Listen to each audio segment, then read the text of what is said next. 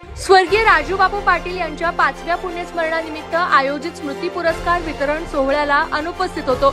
मात्र गणेश पाटील यांची परवानगी घेऊनच कार्यक्रमाला गैरहजर होतो, असं स्पष्टीकरण विठ्ठल सहकारी साखर कारखान्याचे माजी चेअरमन भगीरथ भालके यांनी दिले।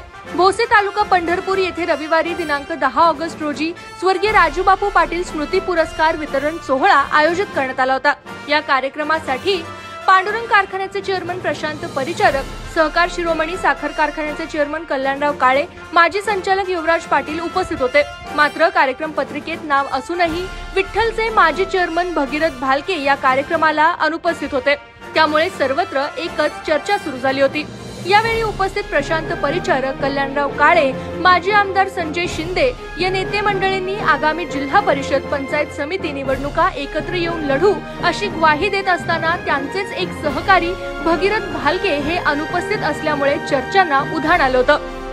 बुधवारी म्हणजेच काल स्वर्गीय राजूबापू पाटील यांच्या पुण्यस्मरण कार्यक्रमासाठी मात्र भगीरथ भालके आवर्जून उपस्थित होते। यावेळी त्यांनी वेळ काढून भोजन देखील केलं। यावेळी त्यांच्या अनुपस्थितीबद्दल त्यांना विचारलं असता मी त्यावेळी इथे नव्हतो, माझ्याऐवजी व्यंकट भालके त्या कार्यक्रमाला उपस्थित होते आणि मी बाहेर गावी जाणार असल्याचं गणेश दादांना सगळं माहित होतं आणि जाताना सुद्धा गणेश दादांची परवानगी घेऊनच गेलो होतो, असं स्पष्टीकरण भगीरथ भालके यांनी दिलंय।